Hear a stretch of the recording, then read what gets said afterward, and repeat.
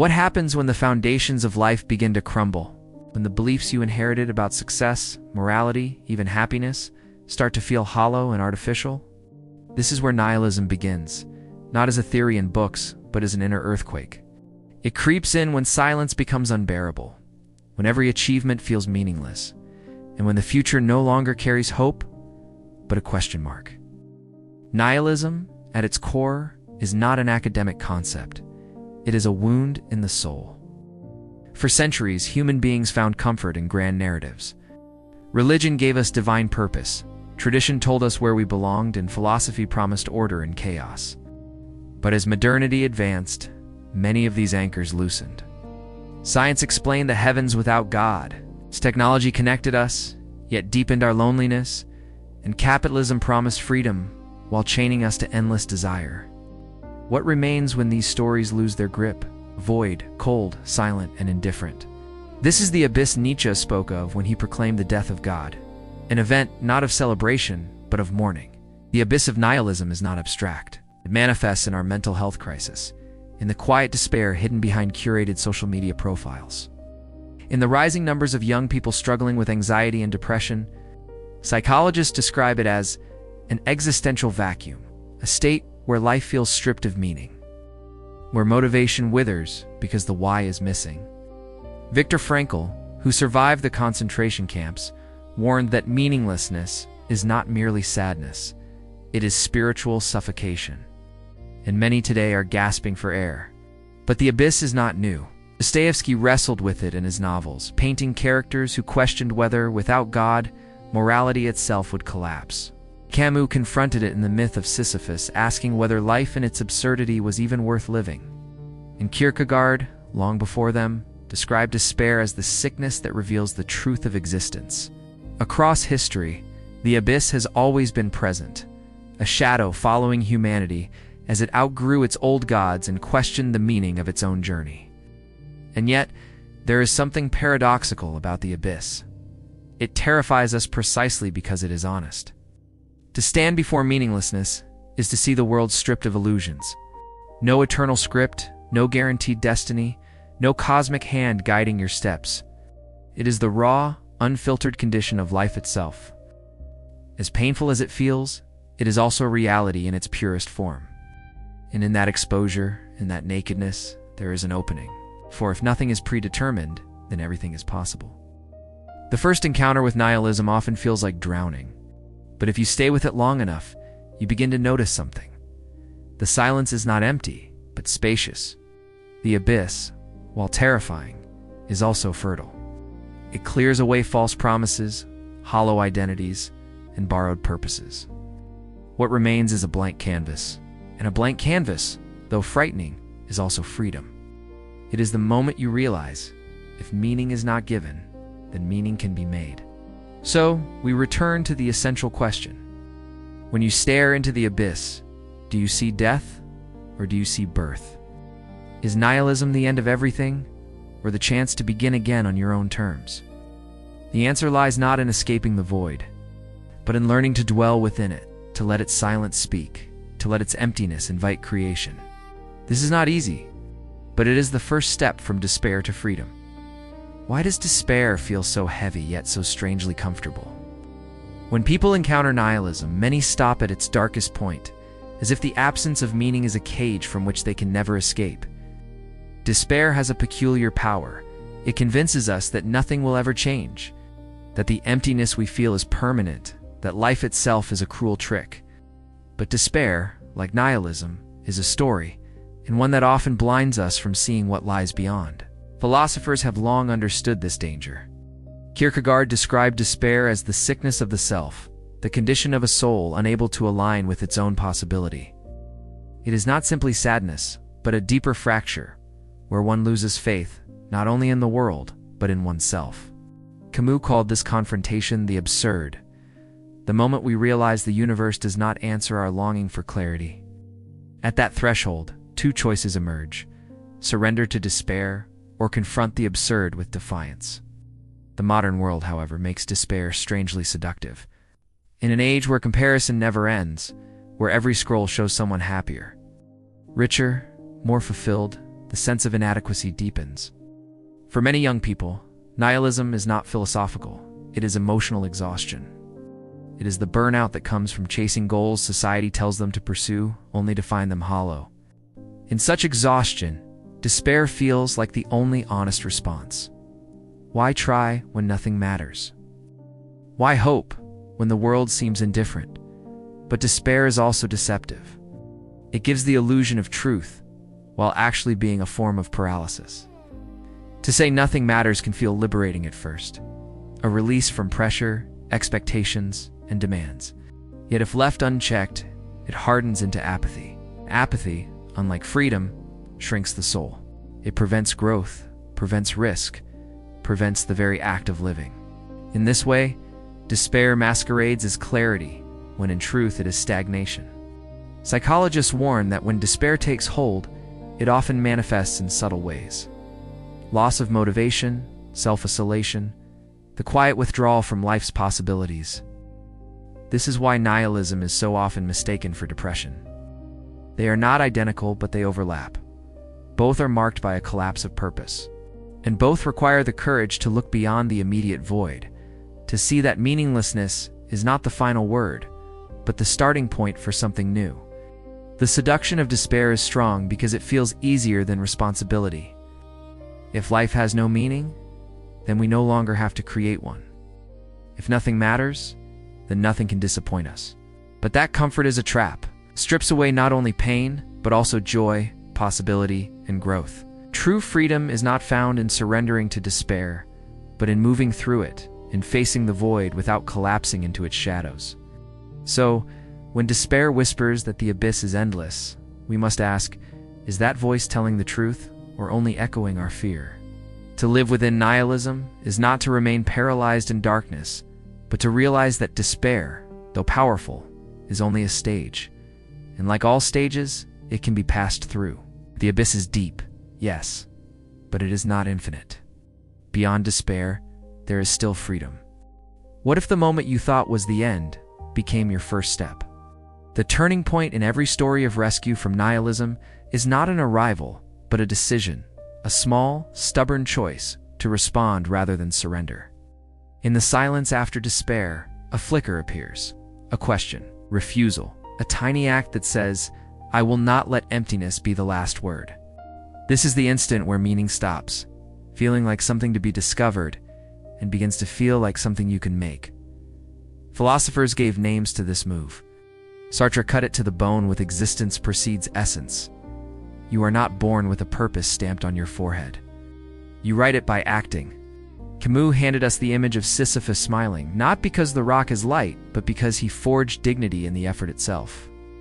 Viktor Frankl taught that when circumstances strip away meaning, the human task is to find meaning through love, work, or the stance we take towards suffering. These are not comfortable doctrines. They are tools, frameworks that point to agency in a world without guarantees. Psychology confirms what philosophers intuited. Meaning is generative. When we take responsibility for even the smallest thing, motivation returns. The brain is built to pursue patterns and causes. So when you commit to creating, your attention sharpens, your goals align, and small neurochemical rewards reinforce continued effort.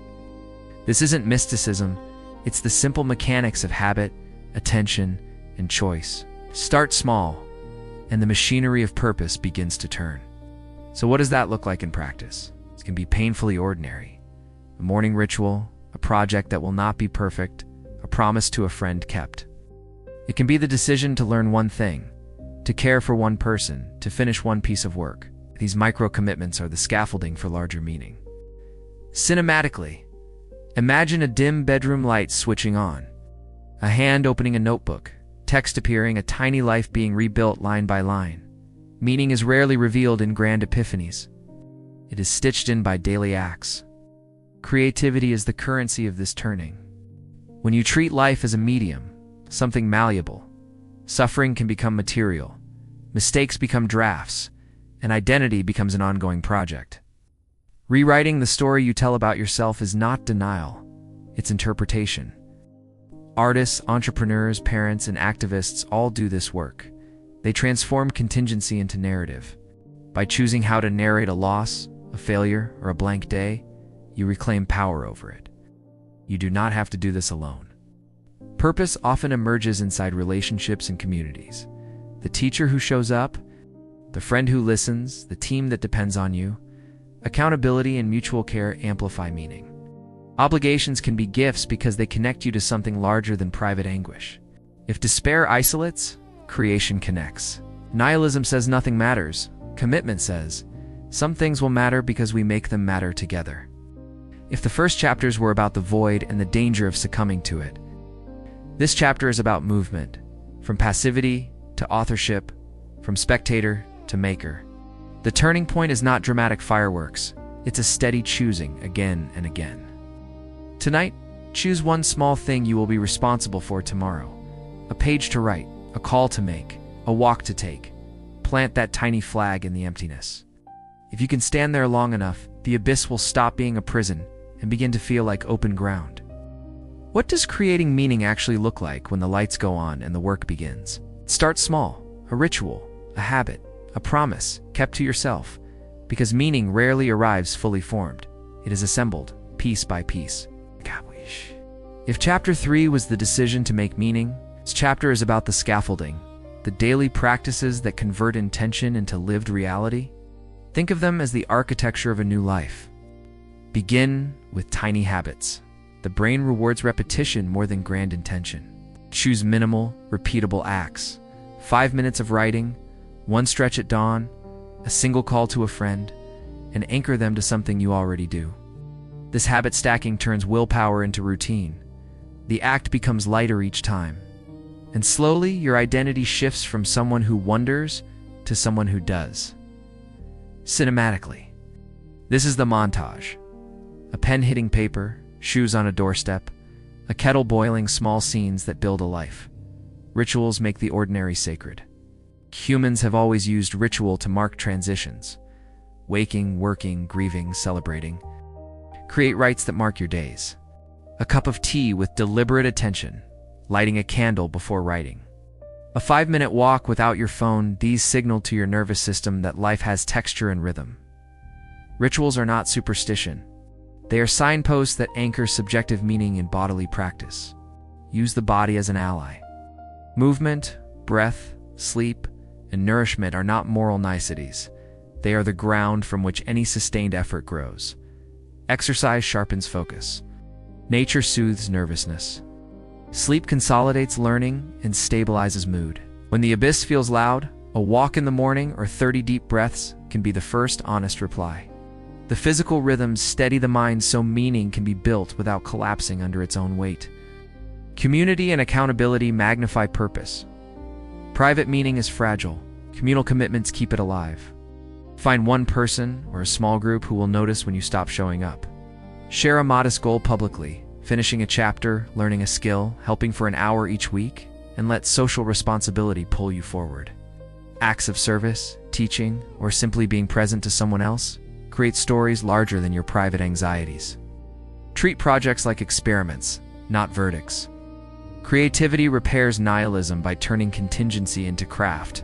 Start a project with no guarantee of success. A short film, a podcast, a garden patch. Frame failure as data. Revision is part of the process. Each iteration is proof that you are authoring a life rather than playing a role.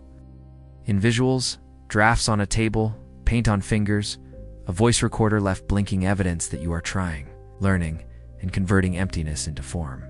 Finally, choose one practice tonight. Make it concrete. Write 3 lines about today. Step outside for 5 minutes.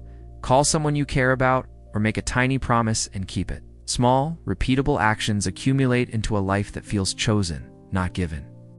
The tools do not eradicate the abyss, but they teach you how to stand in it, how to build from its edge. In that patient, steady work, despair loosens its grip, and freedom quietly begins to take shape. What if the thing that breaks you becomes the raw material for what makes you strong? There is a stark, almost brutal honesty in admitting that the world offers no prepackaged purpose. But honesty can be a muscle. When you lean into the void, when you stop flinching from it, you begin to forge values out of nothing. Strength, in this sense, is not an avoidance of pain. It is the capacity to carry purpose that you have chosen yourself. Philosophers offer different maps for this work.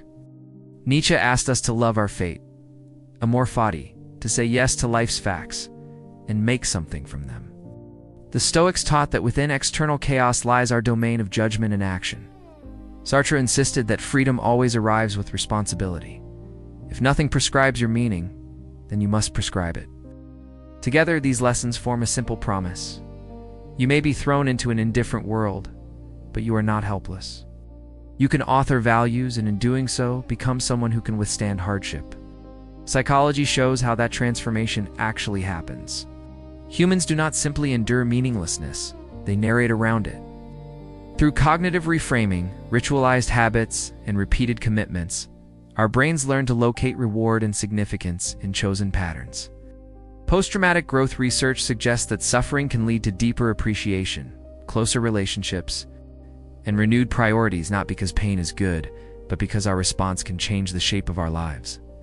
Small acts of courage and consistency rewire how we feel, one repetition at a time. So how do you translate the abstract into the everyday? Start by naming one value: clarity, courage, care, craft, curiosity, and make a tiny concrete act that proves it. If you choose care, call one person. Craft: finish 5 minutes of work. If courage, say the hard truth once. Keep it simple, measurable, repeatable. Cinematically: hands planting seeds in a row, a pen crossing out a line, single foot stepping beyond a threshold. These rituals, humble as they are, become the architecture of your character. Meaning also multiplies when it is given away. Purpose rarely survives as pure solipsism. It grows in service, in teaching, in creating things others can use. Many young people today find that activism, art, or mentorship creates meaning faster than solitary searching. But watch for the trap of performative purpose actions designed for audience applause rather than honest contribution. Authenticity demands we do things that matter even when no one looks. We must be careful not to romanticize suffering or turn nihilism into an aesthetic. Strength is not earned by pain alone. It is cultivated by practice, by community, and by sensible care, therapy, rest, boundaries when necessary. Building a life of chosen values is iterative. It will include failure, course correction, and grief. That is not evidence of futility.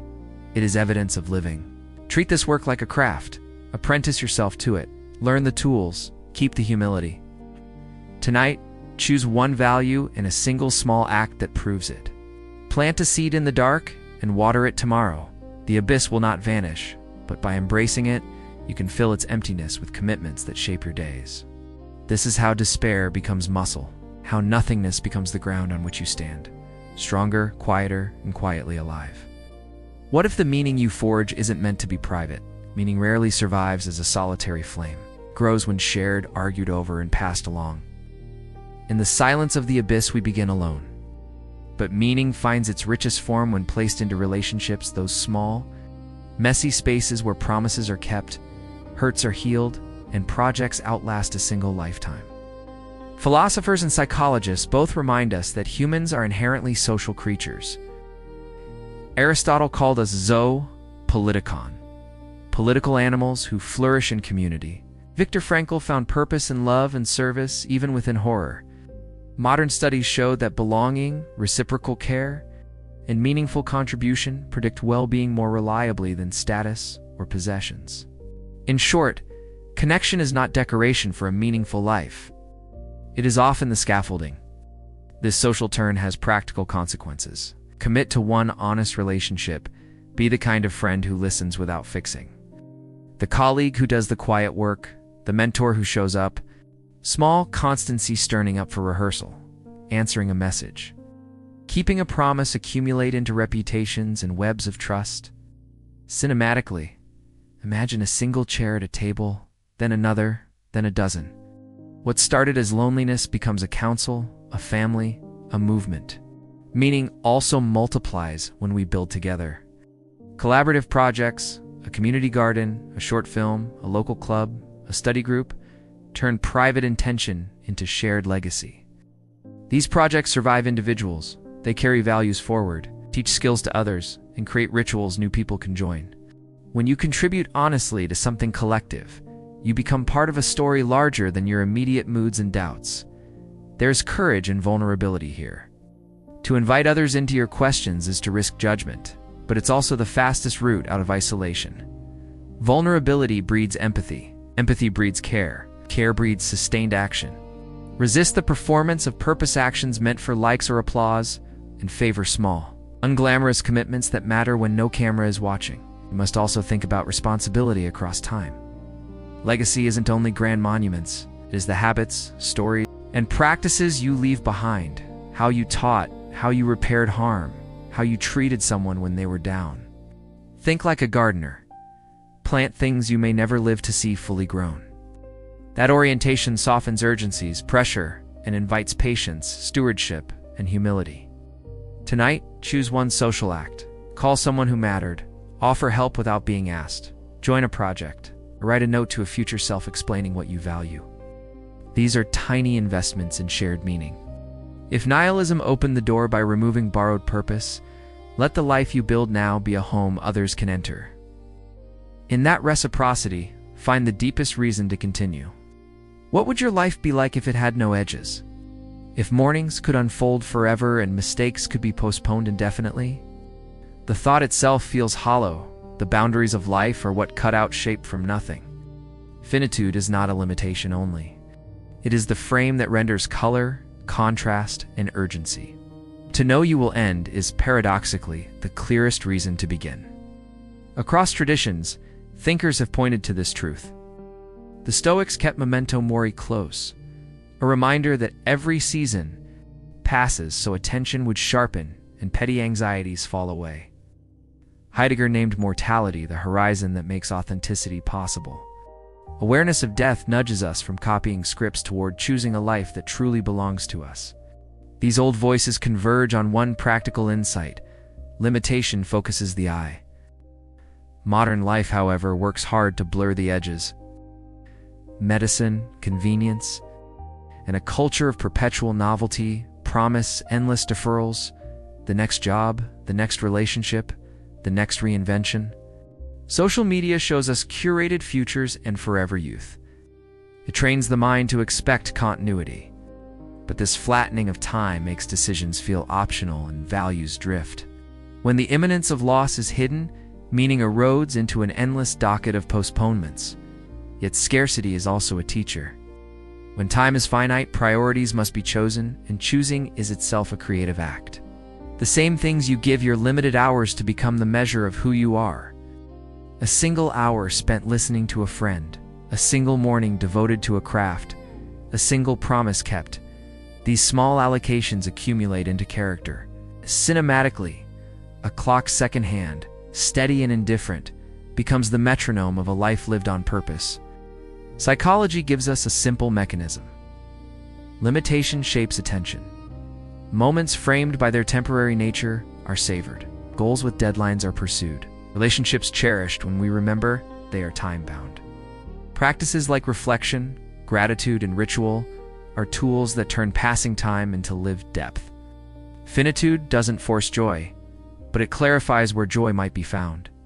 Honor finitude with ritual and stewardship. Write one letter you might someday reread. Plant something that will outlast a mood. Say the hard thing now, instead of waiting for a better time. Shape small legacies, how you listened, what you taught, the kindness you left behind. These acts transform mortality from an abstract dread into a scaffold for meaning that others can enter and continue.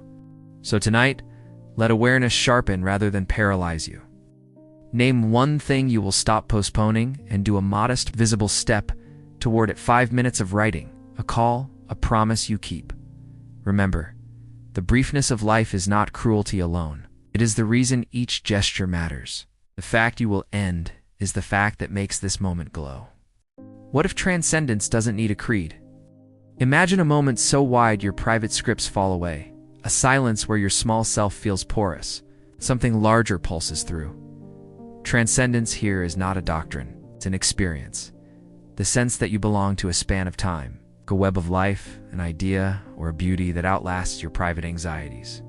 It's the felt answer to the question, am I part of anything bigger? Without the subscription to dogma, religion historically offered maps to this territory. Rituals, narratives, symbols that held individuals inside shared meaning.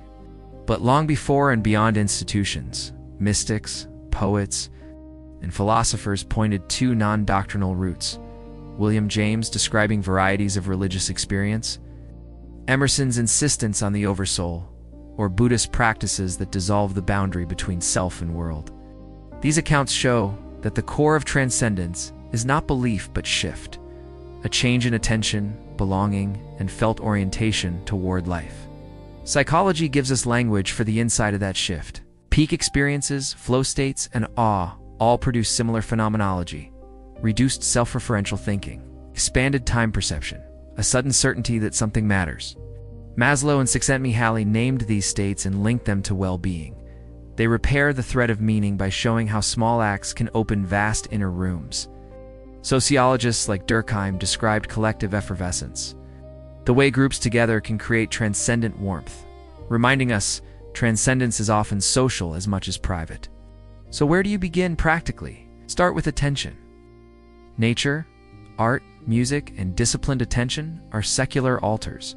A hike at dawn, a song that catches the throat, a painting that holds your gaze. The practice of breath and stillness.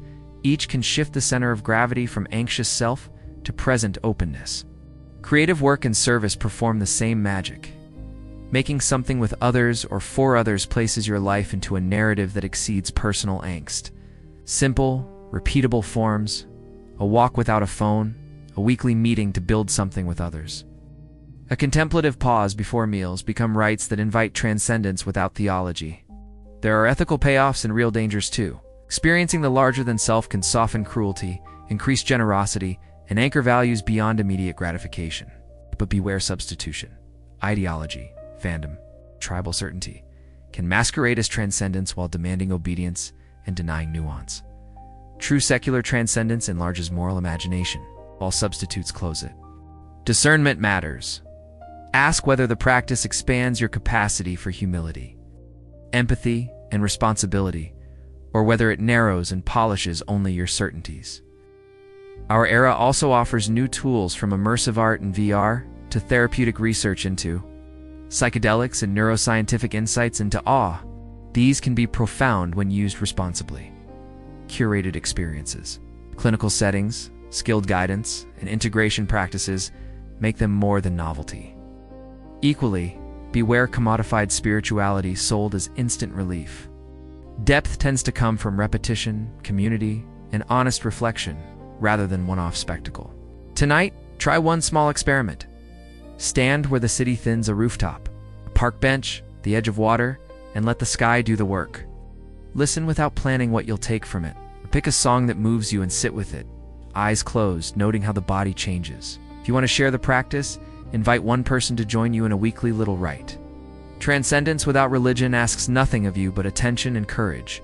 Attention to what enlarges you, courage to be changed by it. In that gentle enlargement, the void is not erased but repurposed.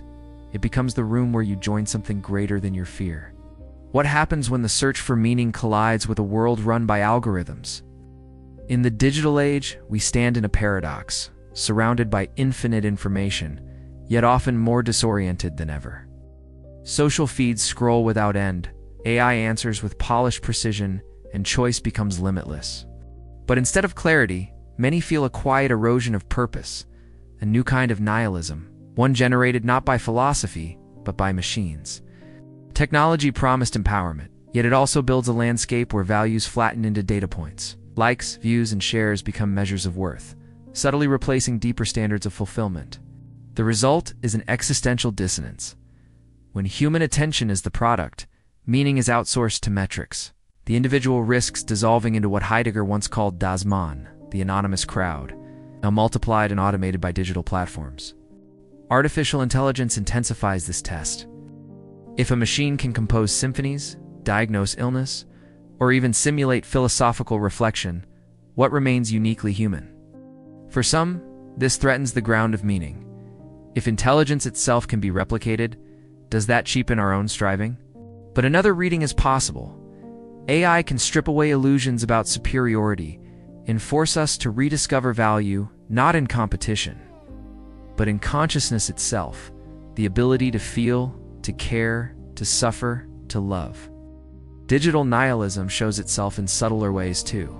Doom-scrolling, deepfakes, algorithmic echo chambers, all can leave the individual floating in unreality, unsure what is true or worth caring about.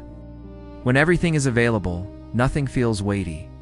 When every opinion is amplified, conviction feels trivial.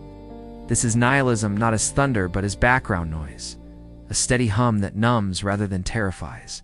Yet technology is also a mirror. It reveals our hunger for meaning by showing how desperately we try to fill the void with noise. And it offers tools, if used wisely, to resist that drift.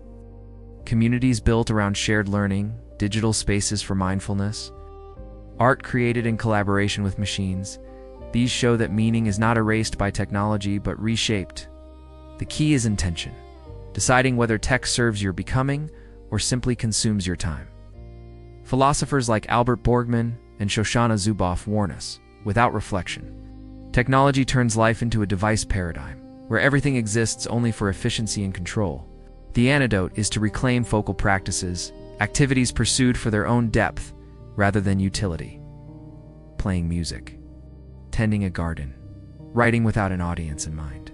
In the AI era, such practices become not luxuries, but forms of resistance, anchoring humanity in a sea of simulation. So here's the challenge. Do not surrender meaning to the machine. Use it as a tool, but remain the author of your values. Tonight, ask yourself, are you shaping your digital life, or is it shaping you? Carve out spaces where algorithms cannot dictate your worth, conversations without phones, projects not posted, acts of care invisible to metrics. In a world of endless data, meaning survives not in what machines can process, but in what they cannot. The fragile, irreplaceable depth of a human life lived deliberately. What if nihilism was never a curse, but a clearing, a silence where the noise of inherited meanings falls away, leaving behind a raw, unmarked space? At first, it feels terrifying, as though the ground has disappeared beneath your feet. But slowly you realize this emptiness is not an abyss. It is a canvas. And every act of choice, every gesture of love, every small creation you offer is a stroke of color across it. Looking back, the journey begins in despair, the collapse of certainties, the recognition that the universe offers no ready-made script. Then comes the vertigo of freedom, the weight of responsibility when nothing is predetermined. Yet, with each chapter of life, something changes. The discovery that action creates meaning, that stories anchor us, that relationships expand us, that finitude gives urgency, and that transcendence can be found without dogma. The void doesn't vanish, but it transforms into fertile ground. Technology and AI, the newest forces shaping our lives, reveal the test of meaning in stark relief. Machines can calculate, generate, even imitate, but they cannot care. They cannot suffer. They cannot love. And that difference is everything.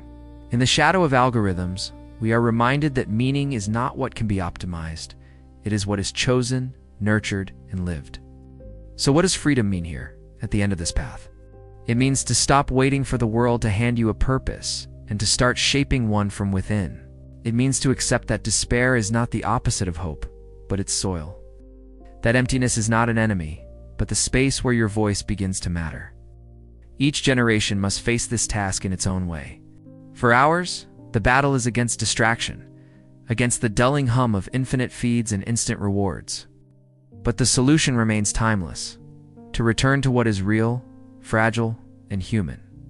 To hold close the people we love, to practice the crafts that anchor us, to live with awareness of our limited time. These are not small gestures. They are the architecture of meaning. Perhaps the greatest gift nihilism offers is honesty. It strips away illusions and forces us to see the world as it is, fleeting, uncertain, indifferent. But from that raw clarity, we are free to create, to imagine, to love more fiercely, because nothing is guaranteed. The void becomes not the end of meaning, but its beginning. And so the story closes where it began, with a question. Now, what does life mean? But what meaning will you create here in the short, present? precious span you are given. The answer will not be written for you. It will be written by you. Nihilism does not take meaning from you. It gives you back the freedom to build it. In the face of nothing, choose something. In the silence of the void, let your life become the answer.